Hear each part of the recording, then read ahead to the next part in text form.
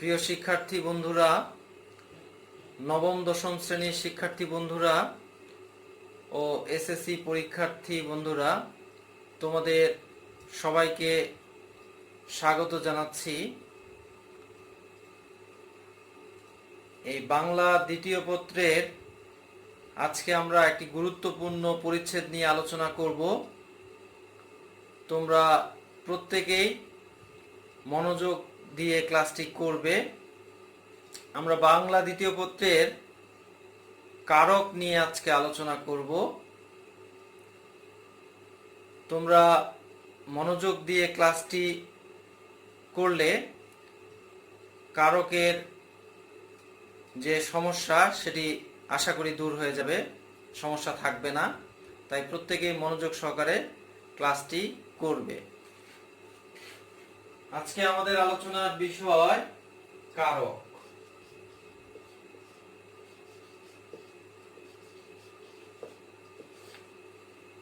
কারক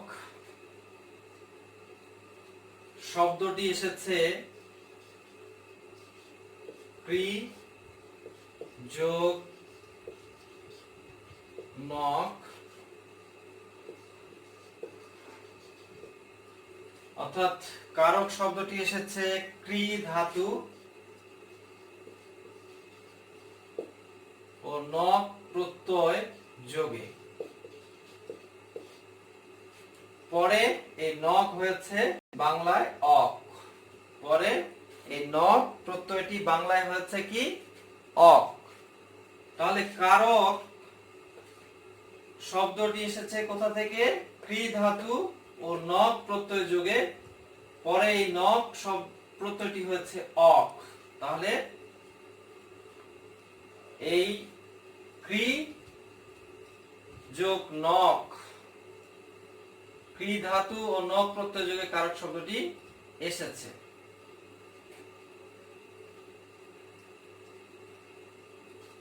এই বাংলায় কারক এসেছে, আরেকটি বিষয় তোমাদের মনে রাখতে হবে, বাংলায় কারক এসেছে মূলত সংস্কৃত ভাষা থেকে। বাংলায় কারক এসেছে মূলত কোন ভাষা থেকে? সংস্কৃত ভাষা থেকে।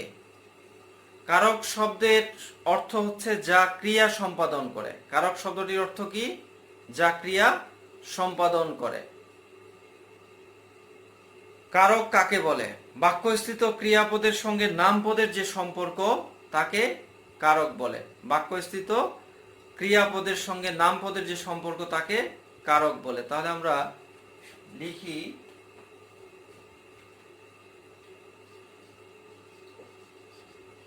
বাক্যস্থিত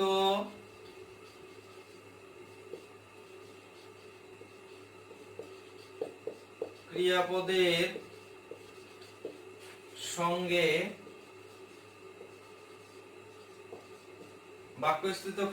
সঙ্গে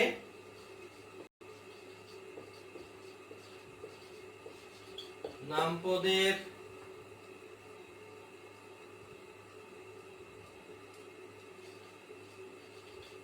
যে সম্পর্ক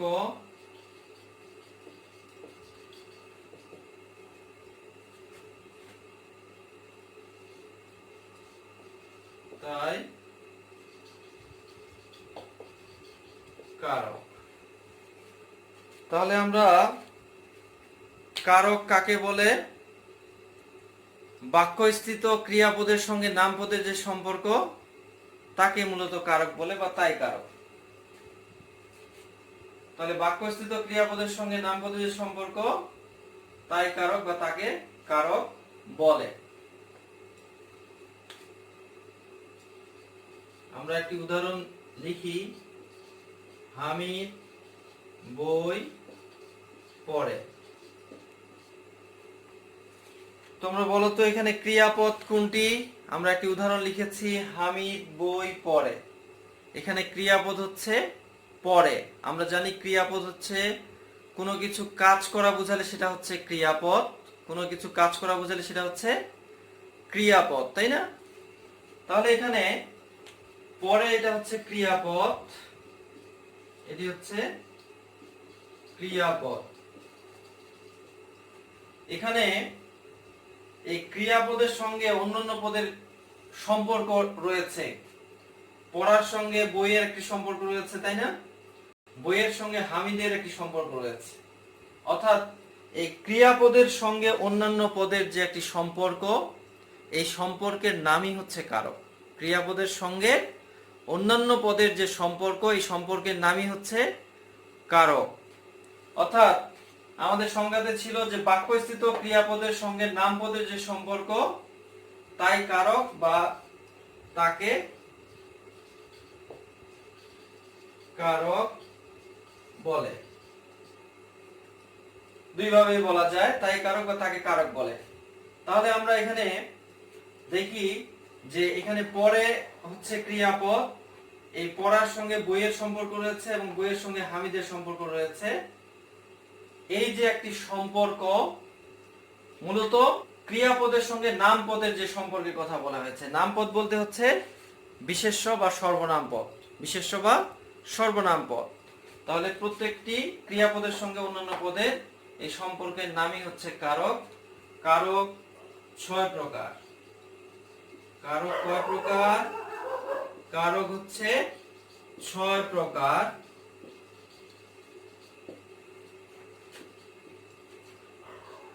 এক হচ্ছে কর্তৃকারক, কর্মকারক,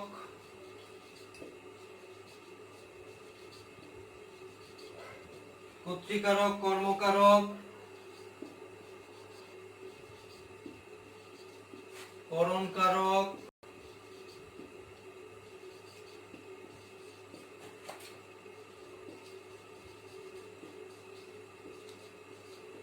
সম্প্রদানকারক,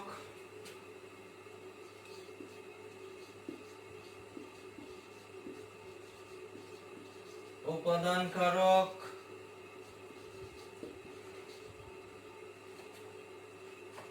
পরে আরেকটি হচ্ছে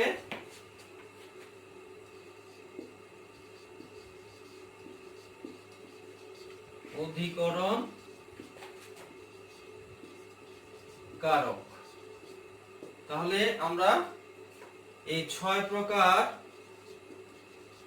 কারক পেলাম। কারক হচ্ছে 6 প্রকার: কর্তৃকারক, কর্মকারক, করণকারক, সম্প্রদানকারক, উপাদানকারক, অধিকরণ কারক।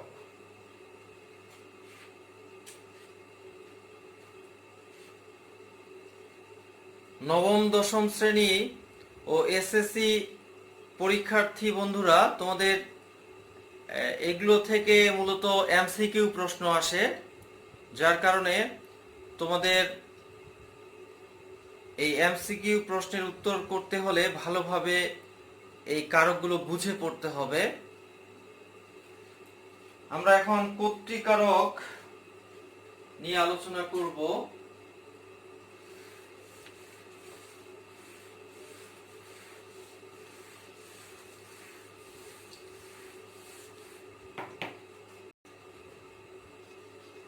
কর্তৃকারক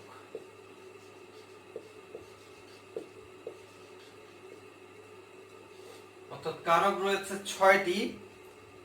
এই 6টি কারকের আমরা কিভাবে চিনব যে এটি কোন কারক? কারণ কারকের প্রকারভেদে আমরা দেখলাম কারক 6 প্রকার। তাহলে আমরা দেখি কর্তৃকারক কাকে বলে।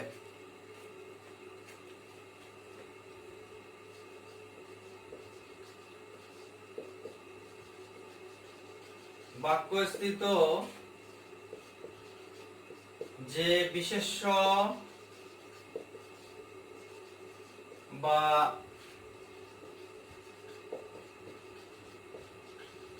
সর্বনাম পদ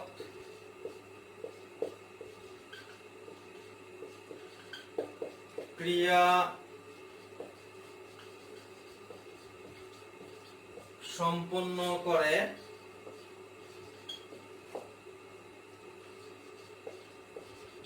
তাকে কর্তৃকারক বলে। আমরা কারক নির্ণয়ের ক্ষেত্রে একটি বিষয় মনে রাখবো, সেটি হচ্ছে যে কারক চেনার ক্ষেত্রে আমরা দুইভাবে কারক চিনতে পারি। একটি হচ্ছে আমরা সংজ্ঞার মাধ্যমেও কারক চিনতে পারি, আরেকটি হচ্ছে বুদ্ধিদীপ্ত কিছু প্রশ্নের মাধ্যমে। বুদ্ধিদীপ্ত কিছু প্রশ্নের মাধ্যমেও আমরা কারক চিনতে পারি বা কারক নির্ণয় করতে পারি। তাহলে আমরা একটি উদাহরণ দেই। এখানে আমরা লিখেছি বাক্যস্থিত যে বিশেষ্য বা সর্বনাম পদ ক্রিয়া সম্পন্ন করে তাকে কর্তৃকারক বলে। খোকা বই পড়ে। তাহলে এখানে আমরা সংজ্ঞায় লিখেছি কি বাক্যস্থিত যে বিশেষ্য বা সর্বনাম পদ।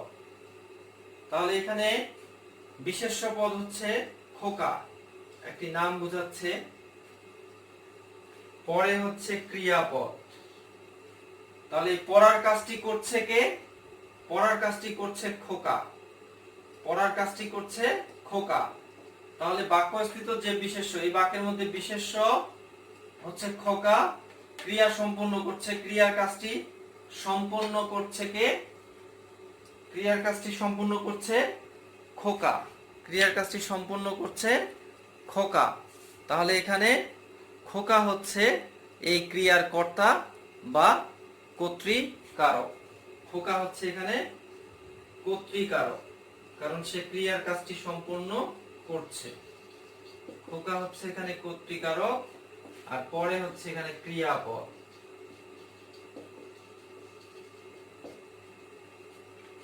তোমরা বুঝতে পেরেছো বন্ধুরা? আমরা লিখেছি যে বাক্যস্থিত যে বিশেষ্য বা সর্বনাম পদ ক্রিয়া সম্পন্ন করে তাকে কর্তৃকারক বলে। এখানে বিশেষ্য পদ খোকা, এবং খোকা এই ক্রিয়ার কাজটি সম্পন্ন করছে, পড়ার কাজটি, যার কারণে এখানে খোকা কর্তৃকারক।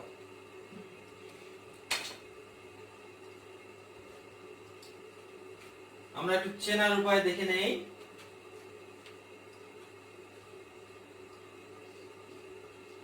চেনার উপায় দেখে নেই। ক্রিয়ার সঙ্গে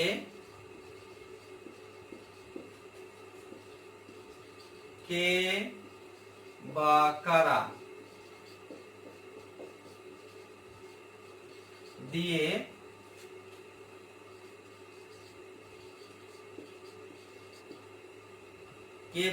দিয়ে প্রশ্ন করলে যে উত্তর পাওয়া যায়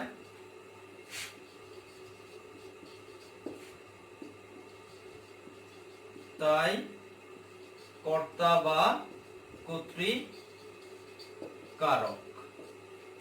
তাহলে আমরা শুরুতেই দেখেছি যে সংজ্ঞার মাধ্যমেও, সংজ্ঞাটি যদি আমরা ভালোভাবে মনে রাখি সেক্ষেত্রেও আমরা কারক নির্ণয় করতে পারবো, যেটি কোন কারক।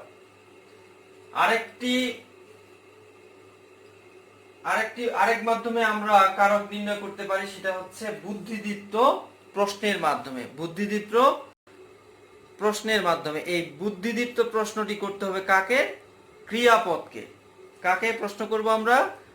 ক্রিয়াপদকে। ক্রিয়াপদকে প্রশ্ন করব কি দিয়ে? কে বা কারা দিয়ে। কে বা কারা দিয়ে প্রশ্ন করব। এই কে বা কারা দিয়ে প্রশ্ন করে যদি উত্তর পাই সেক্ষেত্রে সেটা হবে কর্তৃকারক। কে বা কারা দিয়ে ক্রিয়াপদকে প্রশ্ন করে যদি উত্তর পাই তাহলে সেটি হবে কর্তৃকারক। তাহলে আমরা উদাহরণ দেখে নেই।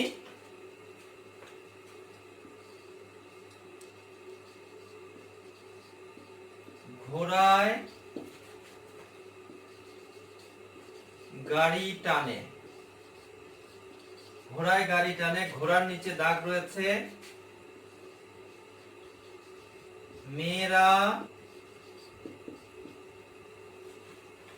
মেয়েরা ফুল তুলছে।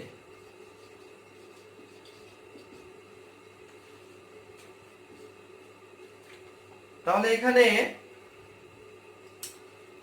তোমরা বলো তো, এখানে ক্রিয়াপদ, এই যে দুটি উদাহরণ লিখেছি এখানে ক্রিয়াপদ কোন দুটি?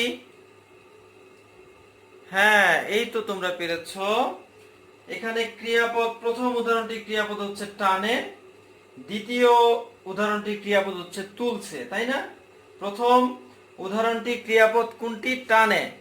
আর দ্বিতীয় যে উদাহরণটি আমরা লিখেছি এটার ক্রিয়াপদ হচ্ছে তুলছে। এ দুটি হচ্ছে ক্রিয়াপদ। তাহলে আমি আগেই বলেছি ক্রিয়ার সঙ্গে কে বা কারা দিয়ে প্রশ্ন করতে হবে ক্রিয়াপদকে। ক্রিয়াপদকে কে বা কারা দিয়ে প্রশ্ন করে যদি উত্তর পাওয়া যায় সেক্ষেত্রে আমরা সেটিকে বলবো কর্তৃকারক। তাহলে আমরা প্রশ্ন করি, কে গাড়ি টানে? কে গাড়ি টানে? ঘোড়া। তাহলে আমরা উত্তর কিন্তু পাচ্ছি। কারা ফুল তুলছে? মেয়েরা। তাহলে আমরা উত্তর পাচ্ছি। প্রথম উদাহরণটি কে দিয়ে প্রশ্ন করলে উত্তর পাচ্ছি, দ্বিতীয়টিতে কারা দিয়ে প্রশ্ন করলে আমরা উত্তর পাচ্ছি। কে গাড়ি টানে? ঘোড়া। কারা ফুল তুলছে? মেয়েরা। তাহলে এখানে ঘোড়া আর মেয়েরা হচ্ছে কর্তৃকারক।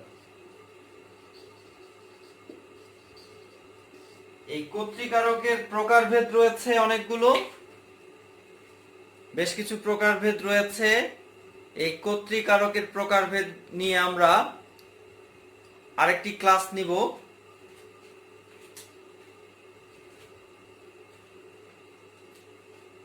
এরপরে আমরা কর্মকারক নিয়ে আলোচনা করব।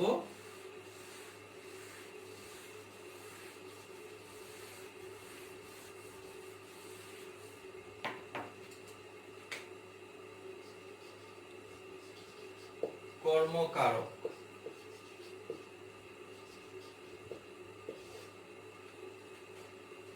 কর্মকারক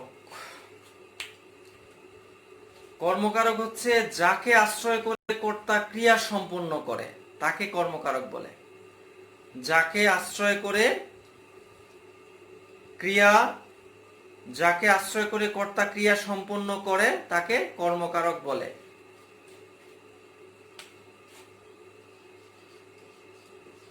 যাকে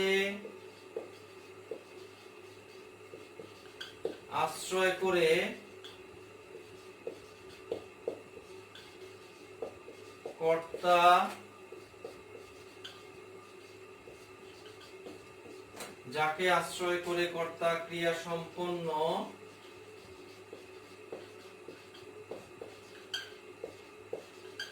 করে তাকে কর্মকারক বলে। যাকে আশ্রয় করে কর্তা ক্রিয়া সম্পন্ন করে তাকে কর্মকারক বলে।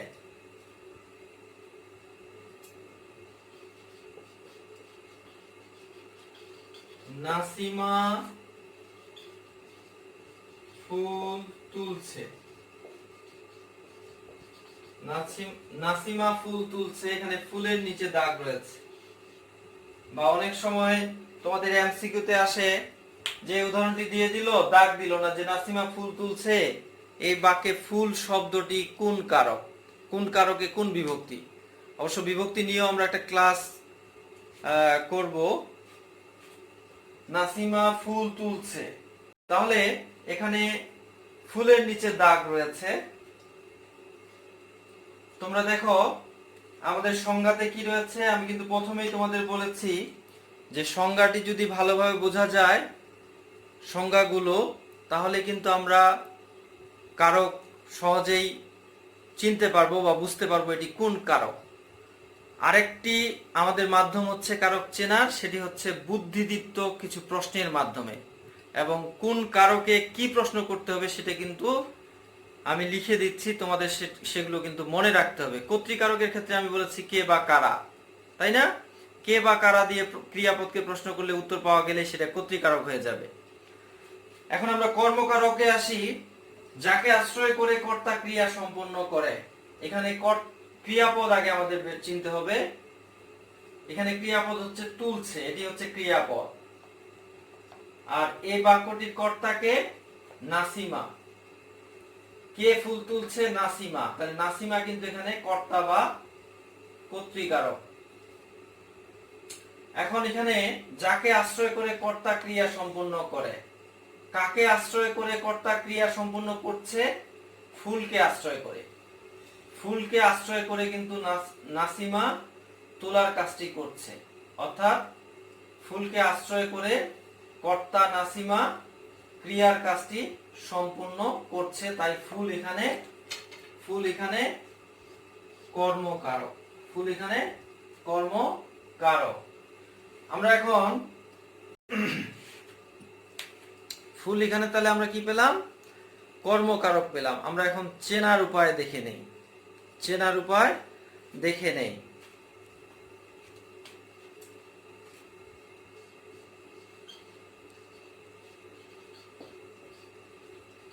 ক্রিয়াপদের সঙ্গে কি বা কাকে, ক্রিয়াপদের সঙ্গে কি বা কাকে দিয়ে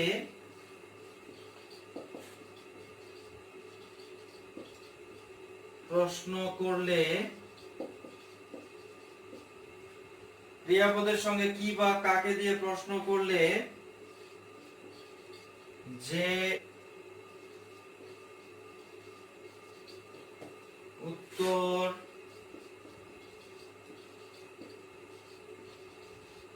পাওয়া যায় তাই কর্মকারক। তাহলে ক্রিয়াপদের সঙ্গে কি বা কাকে দিয়ে প্রশ্ন করলে যে উত্তর পাওয়া যায় তাই কর্মকারক। তাহলে আমরা উদাহরণ দেখে নেই।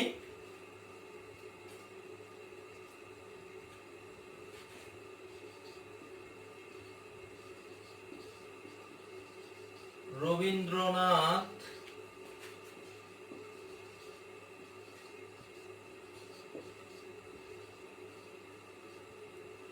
গীতাঞ্জলি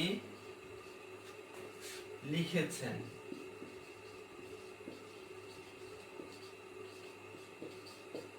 গীতাঞ্জলির নিচে দাগ রয়েছে।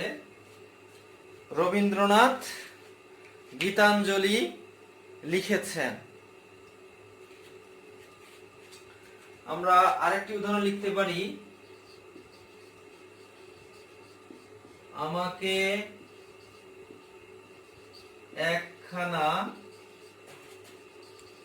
বই দাও। বইয়ের নিচে দাগ রয়েছে। তাহলে এখন দেখো, আমি কিন্তু আগেই বলেছি প্রিয় শিক্ষার্থীরা যে তোমাদের ক্রিয়াপদকে প্রশ্ন করতে হবে। কাকে প্রশ্ন করতে হবে? ক্রিয়াপদকে। রবীন্দ্রনাথ গীতাঞ্জলি লিখেছেন। রবীন্দ্রনাথ গীতাঞ্জলি লিখেছেন। রবীন্দ্রনাথ কি লিখেছেন? রবীন্দ্রনাথ কি লিখেছেন? গীতাঞ্জলি। আমরা কিন্তু উত্তর পাচ্ছি। এই যে আমরা কি দিয়ে প্রশ্ন করে উত্তর পেলাম গীতাঞ্জলি, তাই গীতাঞ্জলি এখানে কর্মকারক। গীতাঞ্জলি এখানে কর্মকারক। আমাকে একখানা বই দাও। আমাকে একখানা কি দাও? বই দাও। তাহলে এখানে বই কর্মকারক। অর্থাৎ আমি তোমাদের আগেই বলেছি যে শুরুতেই আমরা সংজ্ঞার মনে রাখার চেষ্টা করব। সংজ্ঞার মাধ্যমে আমরা নির্ণয় করতে পারবো যে এটি কোন কারক। তারপরে আমরা বুদ্ধিদীপ্ত কিছু প্রশ্ন করে, ক্রিয়াপদকে কিছু প্রশ্ন করে, বুদ্ধিদীপ্ত কিছু প্রশ্ন করে আমরা বের করতে পারবো যে এটি কোন কারক। আমি কর্তৃকারকের ক্ষেত্রে বলেছি কে বা কারা দিয়ে প্রশ্ন করলে যদি উত্তর পাওয়া যায় সেক্ষেত্রে কর্তৃকারক। কর্মকারকের ক্ষেত্রে আমরা কি বা কাকে দিয়ে প্রশ্ন করলে যদি উত্তর পাওয়া যায় সেক্ষেত্রে সেটি হবে কর্মকারক। অর্থাৎ কর্তৃর ক্ষেত্রে আমরা প্রশ্ন করব কে কারা, কর্মের ক্ষেত্রে কি কাকে। কর্মকারক দুই প্রকার, একটা হচ্ছে মুখ্য কর্ম আর একটা হচ্ছে গৌণ কর্ম। আমরা একটু এটি দেখব। কর্মকারক হচ্ছে কয় প্রকার? দুই প্রকার। কর্মকারক দুই প্রকার।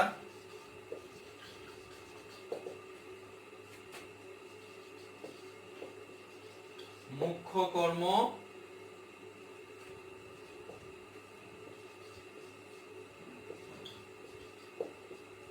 আরেকটি হচ্ছে গৌণ কর্ম। কর্মকারক হচ্ছে দুই প্রকার, একটি হচ্ছে মুখ্য কর্ম, আরেকটি হচ্ছে গৌণ কর্ম। তাহলে আমরা কিভাবে চিনব যে কোনটি মুখ্য কর্ম আর কোনটি গৌণ কর্ম, তাই না?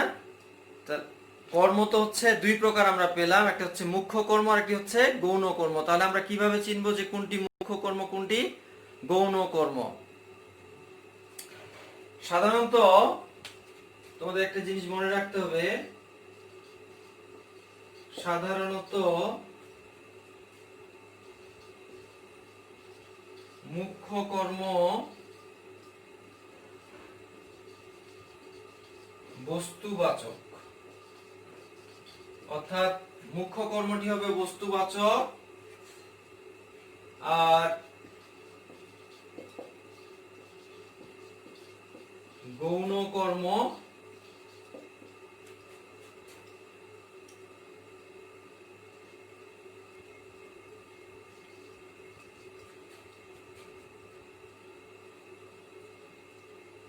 গৌণ কর্ম হবে প্রাণীবাচক। তাহলে আমরা সাধারণত মুখ্য কর্ম হবে বস্তুবাচক আর গৌণ কর্ম হবে প্রাণীবাচক। যদি যেটি বস্তুবাচক সেটিকে আমরা বলবো মুখ্য কর্ম, আর যেটি হচ্ছে প্রাণীবাচক সেটিকে আমরা কি বলবো? সেটিকে বলবো আমরা গৌণ কর্ম। এছাড়া আরেকটি বিষয় আমাদের মনে রাখতে হবে, সাধারণত গৌণ কর্মে বিভক্তি যুক্ত হয়, সাধারণত গৌণ কর্মে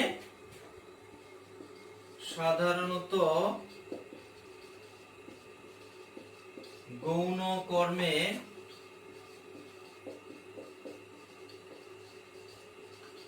বিভক্তি যুক্ত হয়, কিন্তু মুখ্য কর্মে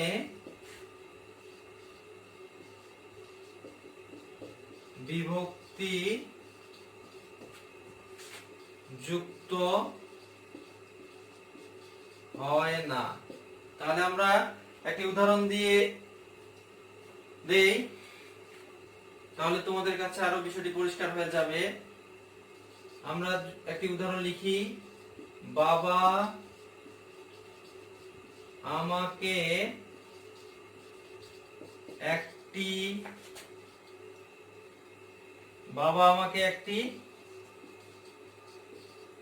ল্যাপটপ কিনে দিয়েছেন। বাবা আমাকে একটি ল্যাপটপ কিনে দিয়েছেন। তাহলে শুরুতেই আমরা দেখে নিই এখানে কর্মপদ কি কি রয়েছে, কর্ম কি কি রয়েছে। শুরুতে দেখি বাবা আমাকে কি কিনে দিয়েছেন? ল্যাপটপ। তাহলে এটি একটি কর্ম, এখানে এটি একটি কর্মপদ, তাই না? বাবা কাকে ল্যাপটপ কিনে দিয়েছেন? আমাকে ল্যাপটপ কিনে দিয়েছেন। তাহলে আমরা কর্ম পেলাম কয়টি? দুটি কর্ম পেলাম। এই দুটি কর্মের ক্ষেত্রে আমরা এখন বলবো কোনটি মুখ্য কর্ম আর কোনটি গৌণ কর্ম। আমরা এখানে লিখেছি, তোমরা মনে রাখবে, সাধারণত মুখ্য কর্ম হচ্ছে বস্তুবাচক। তাহলে ল্যাপটপ কি বস্তু না প্রাণী? অবশ্যই ল্যাপটপ হচ্ছে বস্তু। যেহেতু ল্যাপটপ বস্তু সেহেতু ল্যাপটপ হবে মুখ্য কর্ম। যেহেতু ল্যাপটপ বস্তু সেই কারণে এটি হবে মুখ্য কর্ম। আর আমাকে তো প্রাণী, তাহলে এটি হবে গৌণ কর্ম। এরপরের যে বিষয়টি, আরেকটি বিষয়, সেটি তোমরা দেখো, আমরা লিখেছি সাধারণত গৌণ কর্মে বিভক্তি যুক্ত হয়। গৌণ কর্মে কি যুক্ত হয়? বিভক্তি যুক্ত হয়। দেখো গৌণ কর্মে কিন্তু বিভক্তি রয়েছে, যে কে, আমাকে। আর আমরা কি বলেছি? মুখ্য কর্মে বিভক্তি যুক্ত হয় না। এই যে মুখ্য কর্মের শেষে কিন্তু বিভক্তি নেই। বাকি যে কারকগুলো রয়েছে, আমরা পরবর্তী ক্লাসে সেই কারকগুলো নিয়ে আলোচনা করব এবং কর্তৃকারকের যে শ্রেণী বিভাগ সেটি নিয়েও আমরা আলোচনা করব পরবর্তী ক্লাসগুলোতে। তোমরা আমার চ্যানেলটি সাবস্ক্রাইব করো এখনই পরবর্তী ক্লাসগুলো দেখার জন্য। প্রিয় শিক্ষার্থীরা, তোমরা সবাই ভালো থেকো, সুস্থ থেকো, এই কামনায় আজকের মতো এখানে শেষ করছি। ধন্যবাদ সবাইকে।